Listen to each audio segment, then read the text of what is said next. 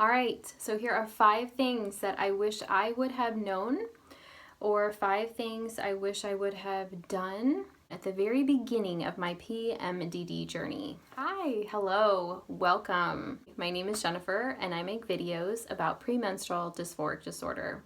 Today, I'm going to be sharing those 5 things with you, and hopefully my experiences will help and benefit you and save you from the missteps that I took.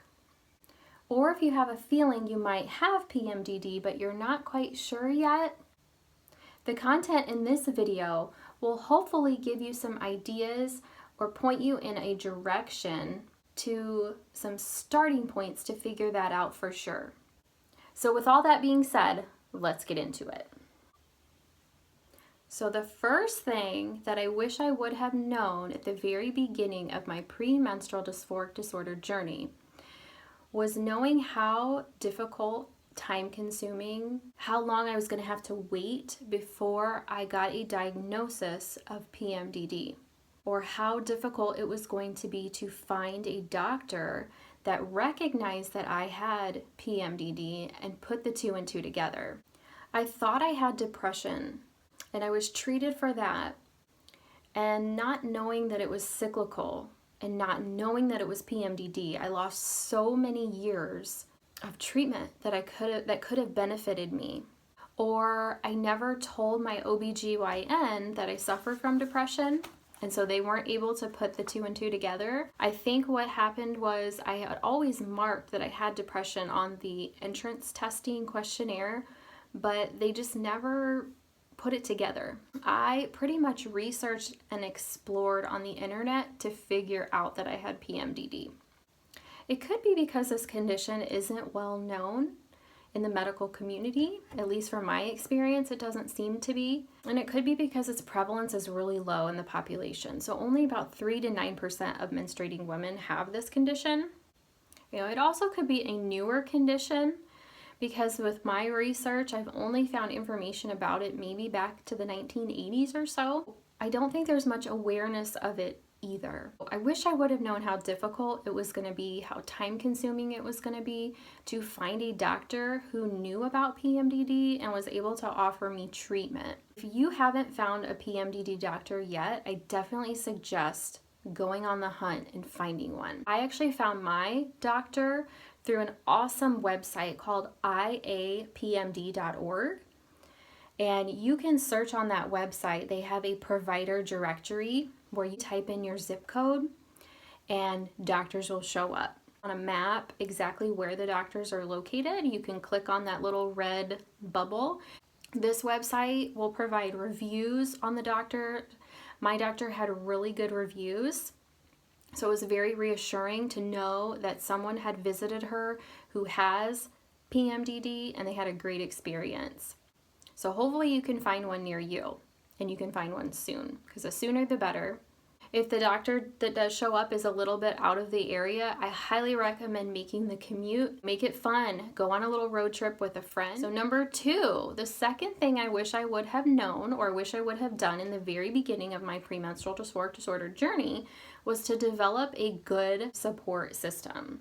I wish I would have just told a trusted friend or family member that I know would have encouraged and supported me through the process, especially during those days when I am in the down part of my cycle or the luteal phase. And I'm a hermit in the house and I don't want to get up and I don't want to go anywhere. And so it's great that, first of all, your family understands that you're not motivated to go to the gatherings, and your friends understand that, but it will help bring me out of the darkness that I'm in. If you don't have a trusted friend or you're uncomfortable sharing your feelings, I completely understand. In the beginning of my journey, I felt the same way. Didn't want to tell anybody, but I wish I would have known how valuable the support system would have been. Again, on the iapmd.org website, they have a great peer support system. So they have video support groups run by mentors, which are women who have PMDD, so they know what you're going through. They're trained to help support you and mentor you, and it's free. They also have Facebook groups that are 24/7. that you can join. Another source of your peer support system I wish I would have taken advantage of very, very early was finding a counselor, somebody who is trained to speak with you and help you work through the everything that goes on.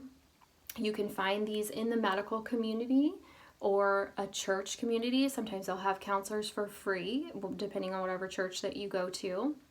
And just finding a professional that you can talk to about your symptoms, your feelings, it has been extremely helpful to me. It releases it, it kind of gets it off your chest. You're in a supportive environment where they understand and they can help point you in directions that you wouldn't necessarily go. I wish I would have let people in at the very beginning of my PMDD journey and just say, hey, I am struggling with this, I'm struggling with that, and I need help. I was surprised by how many people genuinely wanted to help me and care for me, and having that support system has been a blessing. Okay, so here's number 3. The third thing I wish I would have known or done at the very beginning of my PMDD journey was knowing how valuable tracking my menstrual cycle would have been. I would have discovered my PMDD a lot sooner, that I would get migraines when I ovulated and menstruated that would last for 2 to 3 days, get breast tenderness 3 days before menstruation. Also, that eating gluten in my luteal phase is a big no, and makes everything worse. I would have discovered all these little things, all these symptoms that were cyclical and happened during certain times of the month, every single month. And those little things add up to big things and big problems. I actually have an application on my phone that I track my cycles in. And I also have a section where you can write notes in, and I will keep a diary of what foods I ate that day, especially if they're unusual. Like I went to a birthday party and I had cake, or I had donuts, or I had dairy or wheat or gluten. And if I would have tracked those in the very beginning, I would have known that those were problematic with my disorder. You know, that diary of food would lead to symptoms, and then I could track if I got a headache from that food, I would no longer eat that food, especially during that time in my cycle. It's also been really helpful to track my cycle because whenever I go to the doctor's office, they ask me the date of my last period, and so it's super easy just to pull that up on my phone. So if you don't already have a cycle app on your phone, get one. I highly recommend it. I don't think it matters which one you get. Mine is Monthly Cycles. Flow, F-L-O, has a really great application too. But just get one that is pretty aesthetically pleasing, something that you're going to enjoy opening up every day or every couple of days and tracking your symptoms. I would recommend tracking food that you eat, feelings, symptoms, headaches, bloating. If you don't feel well one day, track that. If you feel good on a certain day, track that, because that will help. That's helped me realize when my good days are and when my bad days are. I wish I would have tracked my cycle and added more things to the diary, because that would help me with number